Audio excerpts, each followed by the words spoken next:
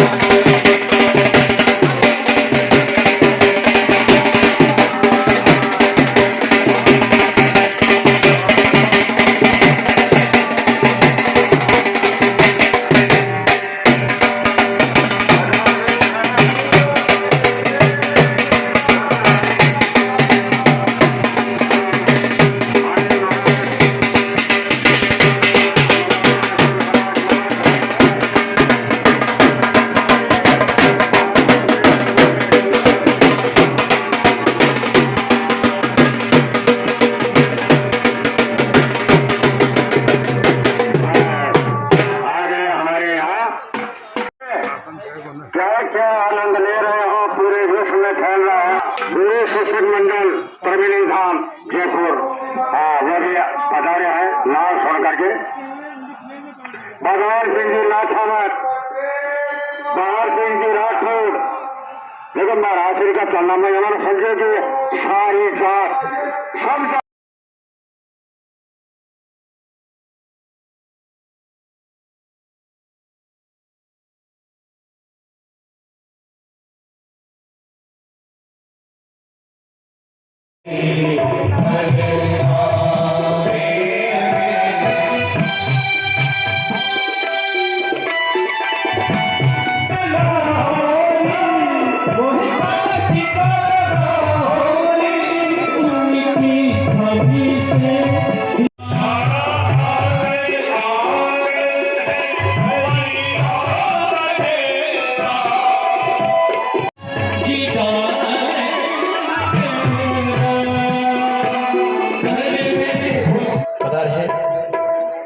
सभी संतों का आप लोग दर्शन कर रहे हैं।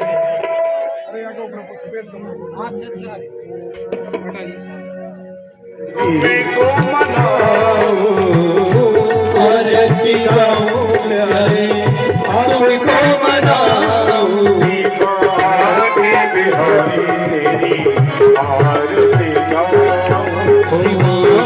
के बिहारी तेरी आरती गाओ।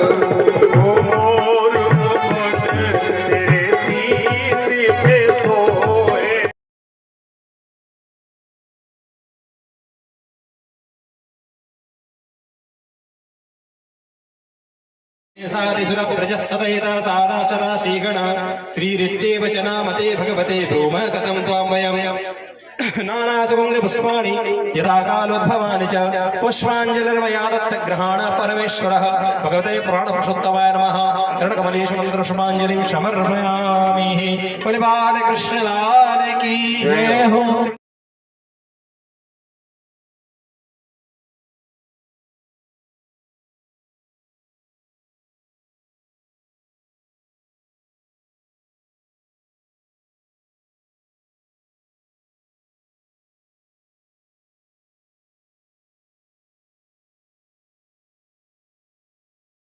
प्रदान करी माता अनसुईया।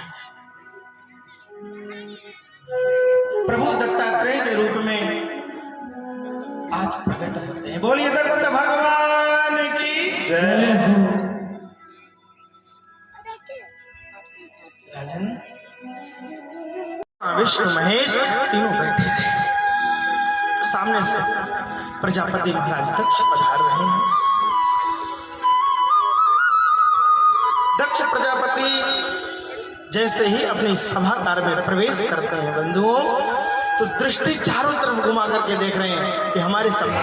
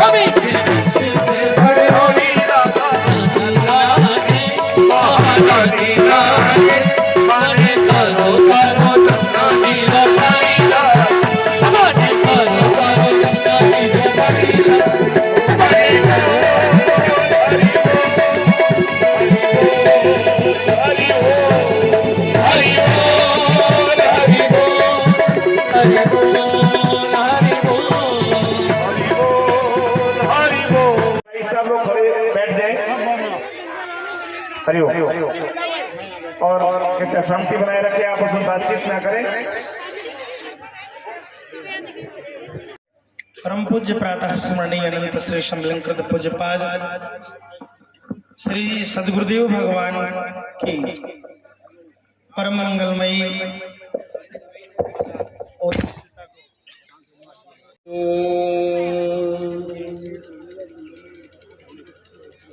भक्त भक्ति भगवंत गुरु चतुर्नाम वपुए, इनके पद वंदन किए नाव शत विघ्न रे। सीतानाथ समारंभा श्री रामानंदार्य मध्यमा, अस्मद आचार्य पर्यंता वंदे श्री गुरु परंपरा। बोले श्री सदगुरुदेव भगवान की, यज्ञ नारायण भगवान की, श्रीमद् भागवत महापुराण की जय हो। बहुत सुंदर शुभ अवसर, भगवान की महत कृपा, अनंत श्री विभूषित श्री जन्ना पीठाधीश्वर भगवत स्वरूप श्री बजरंग देवाचार्य जी महाराज एवं हमारे सभी के प्रिय, जिनकी कृपा बहुत सरल, सहज और आसानी से आप हम सबको उपलब्ध हो जाती है। भगवान के नाम जप में निरंतर रत रहने वाले अनंत श्री विभूषित पूज्यपाद श्री खोजी जी पीठ, खोजी जी द्वाराचार्य परम पूज्य प्रातः स्मरणीय श्री राम लक्ष्मण देवाचार्य जी महाराज त्रिवेणी धाम एवं मंच पर कथा व्यास पर विराजमान कथा प्रवक्ता नरसिंह पीठाधीश्वर, जिनकी वाणी में बहुत सहजता, सरलता और विद्वत्ता बहुत ही मृदु भाषा में झलकती रहती है। ऐसे ही हमारे परम प्रिय कथा व्यास श्री पूज्यपाद अवधेशाचार्य जी महाराज भी कह सकते हैं इनको, क्योंकि जब नरसिंह पीठाधीश्वर हो गए हैं तो श्री महंत श्री अवधेश दास जी महाराज भी ठीक है। बहुत सुंदर उपाधि प्राप्त हुई है इन्हें, बहुत सौभाग्य से ऐसी उपाधियां प्राप्त होती हैं। अस्तु, मंच पर विराजमान समस्त श्री महंत आचार्य महामंडलेश्वर सभी संतों के चरणों में दास का दंडवत प्रणाम। सब उपस्थित सभी महानुभाव, कहते हैं कि यज्ञो वही श्रेष्ठतम कर्मा, जो श्रेष्ठ कर्म होते हैं वो यज्ञ के समान कहे जाते हैं, अथवा ये कह सकते हैं यज्ञ संसार में अति श्रेष्ठ कर्म है। क्यों कि यज्ञ के द्वारा ही समस्त सृष्टि की उत्पत्ति होती है।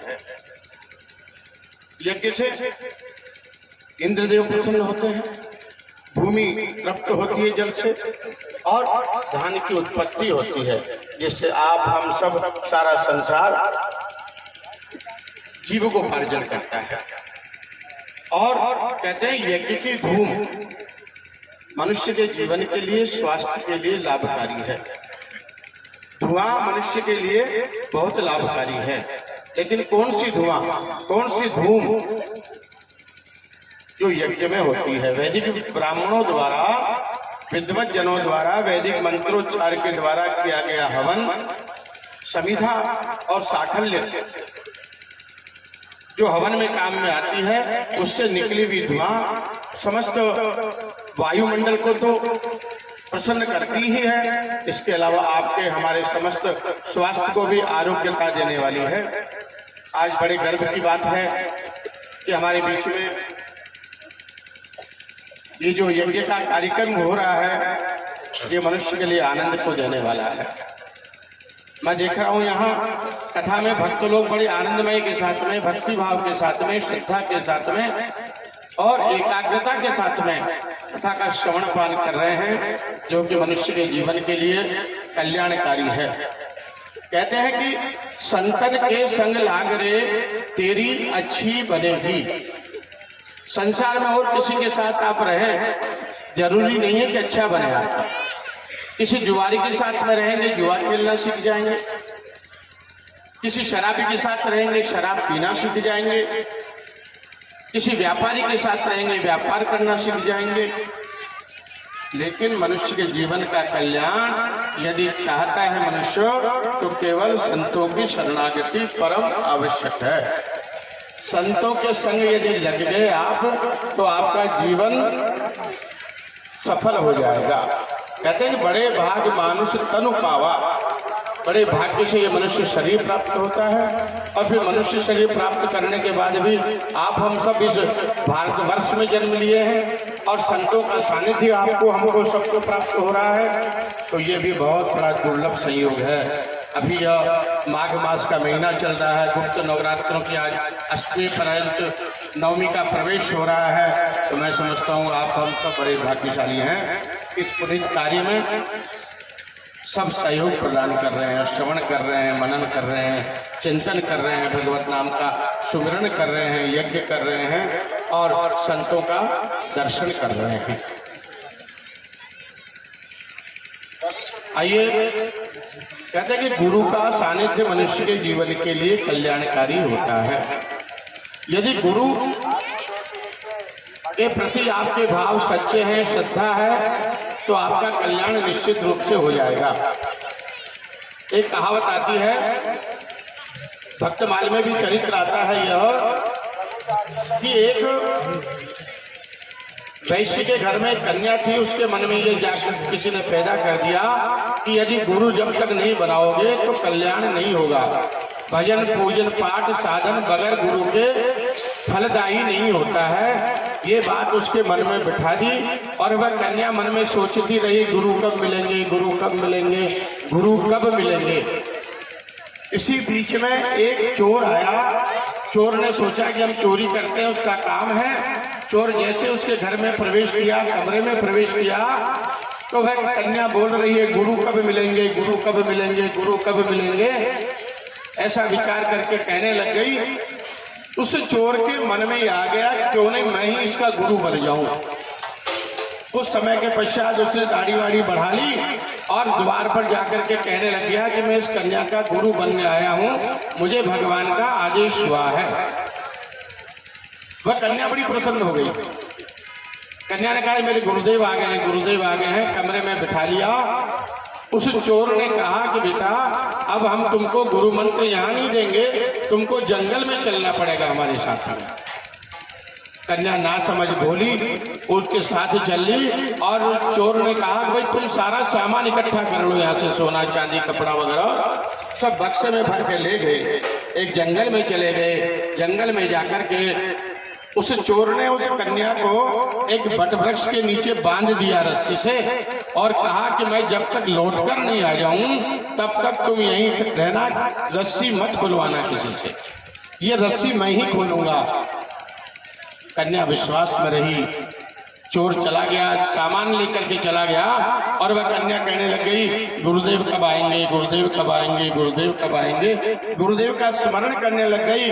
त्रिलोकपति भगवान नारायण के मन में चिंता हो गई कि ये कौन तपस्या कर रहा है, कौन क्या ऐसा हो रहा है। नारद को कहा, नारद तुम जाकर के देख करके आओ, मृत्युलोक में ऐसा क्या हो रहा है। नारद ने स्मरण किया और नारायण से कहा कि भगवान, एक कन्या को किसी चोर ने मंत्र के चक्कर में लेकर के और उसको बांध दिया है और वो कोई लोग राहगीर आते हैं, खोलना चाहते हैं, खोलती नहीं है वो। तो नारद को कहा, बेटा तुम जाओ। नारद गए। उस कन्या से कहा, बेटा मैं खोल दूं। कन्या ने कहा, नहीं। बोले, मैं नारद हूं। मैं जानती हूं आप नारद हो, कथा में सुनती हूं मैं, लेकिन मेरे गुरुदेव ही आकर के रस्सी खोलेंगे। ऐसी निष्ठा और आस्था। भगवान को संदेश दिया। भगवान स्वयं नारायण आए पृथ्वी लोक पे। उस कन्या से कहा, बेटा मैं रस्सी खोल दूं। भगवान नारायण को कहा, नहीं प्रभु, आप जगत के पिता हैं, मैं मानती हूँ, लेकिन मेरी सच्ची आस्था मेरे गुरुदेव में है। उन्होंने कहा, बेटा तेरा गुरु तो चोर है। ऐसा हो सकता है, लेकिन मैंने उसे गुरु मान लिया, मेरे गुरु वही है। नारद ने ध्यान लगाया, पता लगा कि वो चोर किसी गांव में चोरी करने के लिए जा रहा है और चोरी की तैयारियां हो गई है। नारद जाकर के उस चोर को पकड़ के लाया, कहा कि तुम इसकी रस्सी खोलो। उस चोर ने देखा, रस्सी खोली। रस्सी खोलते ही उस कन्या ने भगवान से प्रार्थना करने लग गई। गुरु गोविंद दोऊ खड़े, काके लागू पाए, बलिहारी गुरुदेव की श्री गोविंद दियो मिलाए। कहते हैं कि मेरे लिए चाहे कैसे भी, आपके लिए कैसे भी ये चोर हैं, लेकिन आज मेरे को इन गुरुदेव की कृपा से ही मेरे को भगवान नारायण के दर्शन हुए हैं, तो मैं किसके पैर लगूं। तो कहा कि जिसने गोविंद से मिला दिया है, ऐसे ही गुरुदेव के चरणों में शरणागति ले लो। जब चोर को भगवान ने आस्था से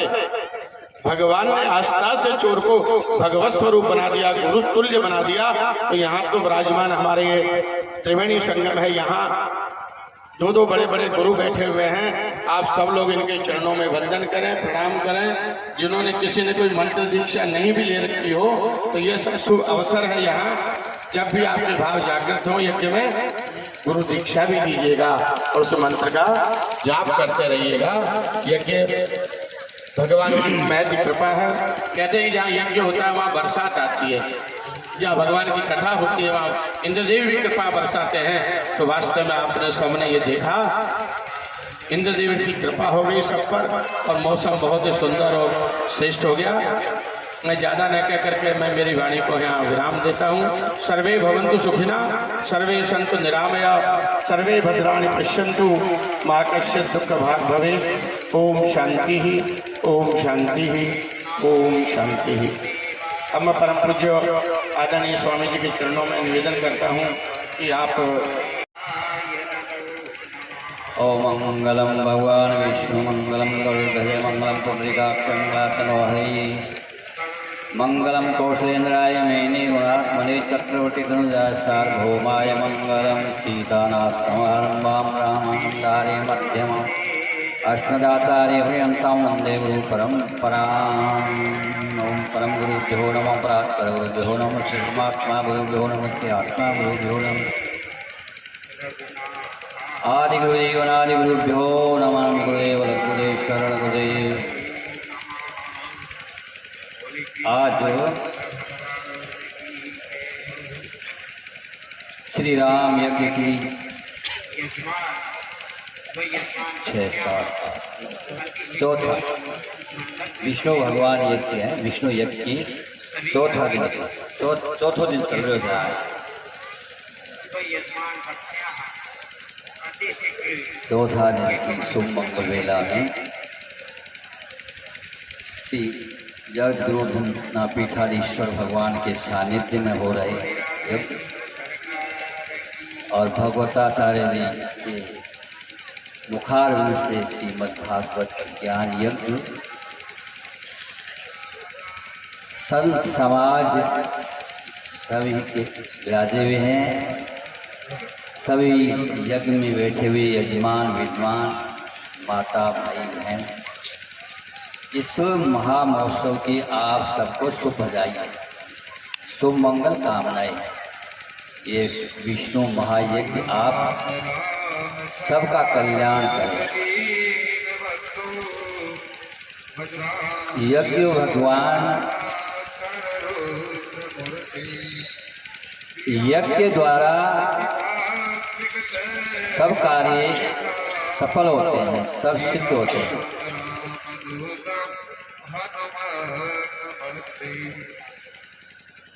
यज्ञ कर्म एक ऐसा कर्म है कि सबसे श्रेष्ठ माना है और परहित जो कार्य किया जाता है वह सभी यज्ञ कहलाता है दूसरे के, परंतु यज्ञ से सबसे श्रेष्ठ यज्ञ कर्म है, क्योंकि यज्ञ के द्वारा सबका भला होता है। हम भला करें, किसी का परहित करें। एक गांव में टंकी बनवा दी जल के लिए, पानी पीने, लेकिन वो गांव कोई जितना ही हित होगा, कोई मरीज है उनको दवाई दिला देंगे, 100 को 50 को 1000 को दवाई दिला सकते हैं, लेकिन सारे विश्व के जीव प्राणियों का हित यज्ञ के द्वारा ही होता है। वो कैसे होता है? अन्नाद भवन्ति भूतानि पर्जन्यादि संभव यज्ञात भवति पर्जन्यो यज्ञ कर्म समुद्भव। अन्न के यज्ञ के द्वारा वर्षा होती है और वर्षा से ही अन्न पैदा होता है। वर्षा से घास, वनस्पति, वृक्ष आदि फल फूलते हैं। तो वर्षा से सब काम कार्य होता है और हम लोगों के लिए अन्न भी होता है। तो वर्षा होगी तभी अन्न होगा, नहीं तो परेशान है, दूध पीने के लिए पानी नहीं मिलता है। रोटी शायद नहीं मिले लेकिन पानी तो मिले ही। वृक्ष होंगे तो पक्षियों का भोजन होगा, घास फूस होगा तो पशुओं का भोजन होगा। इसलिए पशु पक्षी सब प्राणियों का हित होता है यज्ञ के द्वारा। और वह यज्ञ होता है ऐसे महापुरुष के सानिध्य में, और ये ऐसे खड़े हो जाए आगे चले तब ये यज्ञ होता है। अब ये आप जानते हो ना, बारात में जैसे दूल्हा होता है ना, दूल्हा तो उसको वर भी तो कहते हैं ना, कहते हो ना। वर का मतलब होता है श्रेष्ठ, उत्तम। श्रेष्ठ उत्तम क्यों है कि 500 आदमी बारात के हैं और उस वक्त वो एक दूल्हा श्रेष्ठ है, इसलिए कि वो दूल्हा नहीं होने से वो 500 आदमी बारात वाले का कोई मूल्य नहीं। बिन दूल्हे की बारात किस काम की, कोई काम की नहीं। इसलिए ऐसे महापुरुषों का सानिध्य और ऐसे महापुरुष खड़े हो जाएं तभी ये यज्ञ संपन्न होता है। और ये बात है कि अपने गांव में प्राय अभी भी बहुत से आदमी बहुत शुद्ध पवित्र आत्मा के, उनको कह दें वैसे ही ठीक है।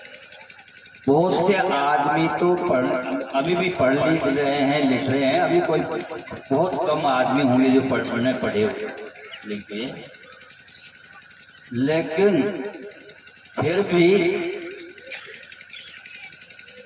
उनको ये पता नहीं है अभी भी कि भाई सत्य क्या है, सत्य क्या। ऐसे बहुत से आदमी अभी भी गाँव में मिल जाएंगे शुद्ध आत्मा। तो आपने कहा ना कि श्रद्धा और विश्वास, तो एक मैं भी आपको सुना देता हूँ श्रद्धा और विश्वास और बोला। ऐसे महात्मा कथा कर रहे थे तो कहा उन्होंने कि गुरु बिन भव निधि तरे न कोई, जो विरंची शंकर सम होई। भाई गुरु के बिना मुक्ति नहीं होती है, गति नहीं होती है, चाहे वो शंकर जी के समान ही क्यों न हो, ब्रह्मा के समान ही क्यों न हो। तो कोई बूढ़ा आदमी कहीं जा रहा था काम से, वो भी कथा में खड़ा रह के थोड़ी देर सुनने लग गया, तो उसने सुना कि गुरु तो हमने भी नहीं किया है भाई आज तक। तो ये काम है कि किसी काम से जा रहा था लेकिन लौट के घर नहीं गया, कि वो काम पहले कर लिया। मुख्य काम यो से वो काम हो जाए। तो गुरु की तलाश में गए, तो कहीं डोलते फिरते गंगा जी के, कहीं गंगा जी के किनारे बता दिया कि भाई वहाँ संत मिलेंगे। चले गए गंगा जी के किनारे, संत रहते थे, अच्छे थे, महात्मा थे। उनके पास में चला गया और जाकर के कहा कि महाराज मैं आपको गुरु बनाने आया हूँ। तो कहा, महात्मा ने कहा कि भाई गुरु बन शिष्य हम जब बनाएंगे 2-4 महीना 6 महीना तेरे को यहाँ देखेंगे, तू यहाँ सेवा कर आश्रम की, फिर तेरे को शिष्य बना लेंगे। अब जिसको जो लगन होती है, जिस वस्तु के लिए की लगन होती है ना, और उस वस्तु को प्राप्त करने के लिए वो मन से, तन मन से प्रयत्न करता है। अगर लगन हो तब तो, और नहीं तो कोई बात नहीं। तो खूब तन मन से सेवा करी कि महात्मा प्रसन्न हो जाए। तो 2-4 महीने बीत गए, तो उनके बाद में महात्मा से कहा कि महाराज अब तो मुझे मंत्र दे दो। तो महात्मा ने कहा कि भाई मैं तेरी सेवा से बहुत प्रसन्न हूँ और तू बहुत पवित्र आत्मा है, लेकिन क्या करूँ मुझे समय कम मिलता है और याद नहीं रहती, इसलिए तू मुझे ऐसे समय में याद दिलाना जो ये पब्लिक नहीं है। क्योंकि ये काम मंत्र जो दिया जाता है वो एकांत में दिया जाता है, सबके सामने नहीं दिया जाता। इसलिए मैं अकेला हूँ, ऐसे अवसर पे तो मुझे याद जरूर दिला लें। ठीक है। तो वहाँ नदी का तट था, स्नान करने वाले आते थे महात्मा जी के पास में, और भी कई कामों के लिए आते थे, अपनी समस्याओं के लिए आते थे। तो सुबह से शाम तक महात्मा सुबह उठते तो अपनी माला में जब बैठ जाते, अब उठते तो फिर पब्लिक का वहाँ नहाने धोने वालों का ये चलता रहता, कुछ दर्शन करना आ रहा था, मिलता ही नहीं सब। वो इसी ताक में रहता था, सेवा भी करता, देखता कि बाबा जी अकेले तो क्या होता है, नहीं मिला कभी समय। तो ऐसे भी 5-6 महीने बीत गए। तो महात्मा जंगल जा रहे थे, संध्या के टाइम हो गई थी, 5 बज गए, 6 बज गए शाम की टाइम में जंगल। तो कमंडल लेकर के जंगल जा रहे थे। आश्रम में आदमी तो बहुत आए हुए थे, लेकिन जंगल जाना था उनको। तो जंगल समझते हो ना, पहले निमटवा जाए सकते हो। अबे लैट्रिन बाथरूम तो अब बने हैं, पहले जंगल में ही जाना पड़ता था। और महात्मा तो बहुत दूर जाते थे, 1-8 किलोमीटर दूर जाते थे आश्रम से। तो उसने ये देखा कि अब एकांत है, बाबा जी अकेले जा रहे हैं। वो भी पीछे पीछे चला गया। अब बाबा जी ने जो है ना पीछे फिर के देखा नहीं, चले गए जंगल में, झाड़ियों के अंदर। पहले क्या थे कि डोलडाल निमटने जाते थे तो बहुत वृक्षों की ऐसी ओट में बैठते थे कि कोई दूसरा आदमी नहीं देख ले। तो झाड़ियों के अंदर बैठ गए, जाकर के बैठने लगे ही थे कि वो पीछे था ना, वो जाकर के उनको बैठने से पहले ही वो बोल दिया कि भाई निमटना बैठ जाएंगे, इससे पहले ही वो बोल दिया उनके कान में बोला, महाराज यहाँ अपने अकेले ही, अब दे दो मुझे। महात्मा को झिझड़ आ गया, कह रहे तू तो उठ आपा कोई नहीं खाता ना भाई, अरे फलाना को बेटो तो उठ गो, मतलब समझो इस की बात नहीं। तो अरे भी को बेटो तो उठ गो, ही आया खाता ना तो उठ गो, जा भाग जाएंगे। अब बेचारो आगो, लेकिन आ तो गए, लेकिन वो यही समझ लियो कि यू ही मंत्र है, उठ गो जा इंडिया से, उठ गो जा इंडिया से। बोले कि भूल नहीं जाऊँ मैं, तो भी नहीं रटतो है। अब भी वो काम होगो, अब कई दिन होगा, घराने भी चाला घराड़ा ये वाला घरा का। तो था मैं कोई पहले देख छोड़ा बोला बहुत से आदमी कि आपने कुआ सारे सब कुआ, तो बहुत सी जगह तो अर्थ होता है, अर्थ वो चाहते ना माड़ा पानी की, और सरसू पानी काटता गुण ढाणू जो लो, तो वो जा करके देखो दाना में जोला में गार बैठ गो,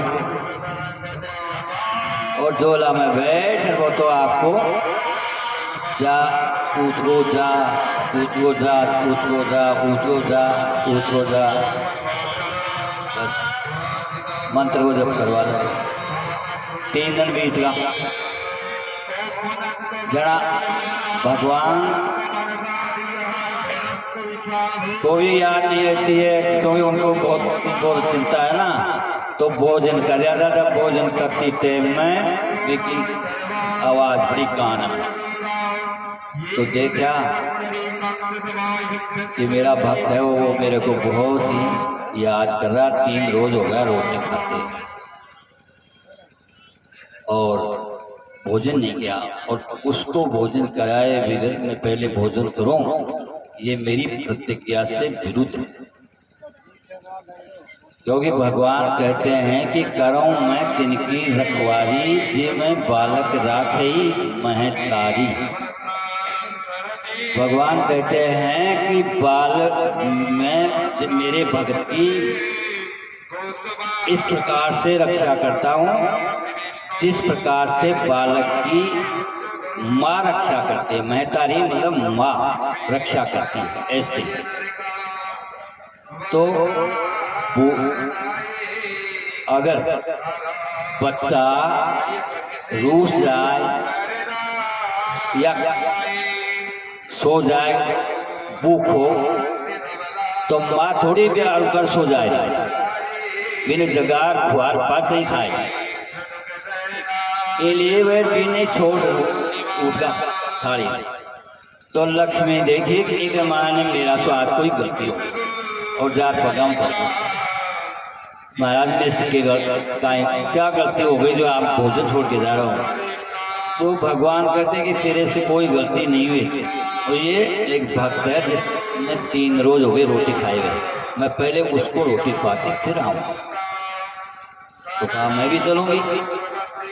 तो क्या करेंगे? जो आप उसकी याद आते भोजन को छोड़ दिया तो पता नहीं वो कैसा होगा भाव। मैं तो उसका दर्शन करूंगी। चल आगे। तो भगवान आकर के वो तो गुण में जोला में बैठे थे और भगवान आ बैठकर ढाना मारा। लक्ष्मी कहते कट से वो था कहते बोले वो चली जा, वो खाटा में बैठ जाओ बैठे से जहाँ कहते वो काई थारो भगत से हाँ थारा नाम रटे से वो हाँ। तो वो गई और जाकर के देखी तो गारे उठ गया, गारे उठ गया तो गारे उठ गया तो गारे उठ गया तो बस यो रटने लगा मेरी जनार देख रागी कि भगवान वो तो कोई पागल सा लगता है और वो आपका नाम भी नहीं ले रहा। विष्णु सहस्त्र नाम 4 नाम है, उससे भी कई अनंत नाम हैं, लेकिन मैंने तो कभी देखा ही नहीं आपका ऐसा नाम। तो आपका नाम तो ले ही नहीं रहा। तो भाई मैं तेरे को कहा कि भाई मेरे को नाम ले रहा है, मेरा नाम रट रहा है, तो तेरे विश्वास नहीं है तो अब जाकर तू उससे बोल भाई जो खुद ले रहे हो वो तो खेलो तो विश्वास आओ लोग कौन को लूचू। ठीक है। तो गई और जाकर के पूछती है, कहते है उसको अरे तू ये किसका नाम ले रहा है? थोड़ी देर तक तो वो सुने ही गुना अपनी धुन में रही हो, फिर वो जिन लेटी हो तो उनको थोड़ा बहुत सोचो याद हो कौन को नाम ले रही से बता। जना कहता तेरा कसम को ले रहे बिल में गुस्सा हो गाड़ा भाग रहा और भगवान हाँ महाराज वो तो यही कहते वो नाम करे थे थारा और नाम कर सकते। तो भगवान कहते हैं कि जितनी भी सृष्टि में जो भी है वो मैं हूँ, मेरा ही नाम है ये, मेरे से रहित कोई वस्तु है ही नहीं। हरि व्यापक सर्वत्र समान सब जगह। तो भगवान ऐसे लक्ष्मी को समझा बुझा करके बेरवी ने राजी कर और रोटी खुआई। तो ये है श्रद्धा और विश्वास की बात। और ये ज़्यादातर के जो पवित्र होते हैं, शुद्ध आत्मा होती है, उनको नहीं सत्य का ज्ञान असत्य का ज्ञान, जो कहते वो सत्य ये की बात है उनके सामने सत्य है सत्य। अगर कोई आदमी ऐसे बोले आदमी हैं जिनको झूठ भी बता दे तो वो भी सत्य मानते हैं, उसको भी असत्य नहीं मानते ऐसे। और वैसे दो भाषा भी दो ही है, एक सत्य होती है और एक असत्य, दो ही भाषा होती है। तो वो भोले आदमी तो एक भाषा सत्य जानते हैं, ऐसे जानते ही नहीं कि असत्य भी होती है क्या, कोई असत्य भी बोलता है। इसलिए गाँव में तो फिर भी अभी पवित्र हैं, सब शुद्ध हैं और आप लोगों ने बहुत अच्छा उत्तम काम कर रहे हो। और ऐसे गुरुदेव जो है अपने को अपनी नैया पार लगाएंगे। अपने तो इनके हाथों में नैया सौंप दी है, फिर अपना निश्चिंत होकर के जो ये कहें जो करें, ये करावें वो करो, अपना बेड़ा पार है। अब समय भी हो गया होगा, तो ना समय हो गया होगा ना। इसलिए मैं एक भगवान से, गुरुदेव भगवान से हमारे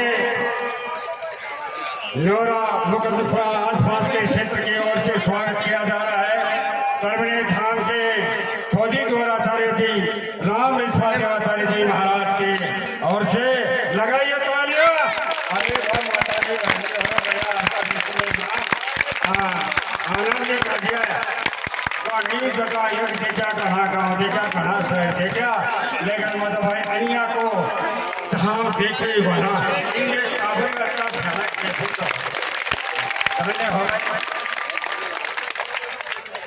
हमारे धन्ना पीठाधीश्वर बलक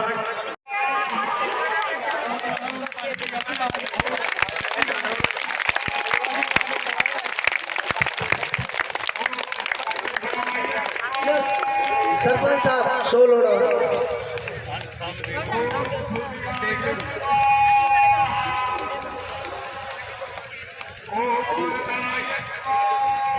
बोलिए सतगुरुदेव भगवान की जय, बोलो बाबा जी महाराज की जय।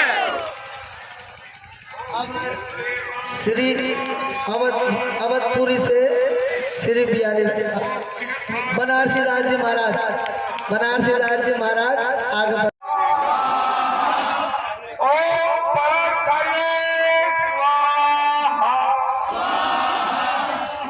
ओम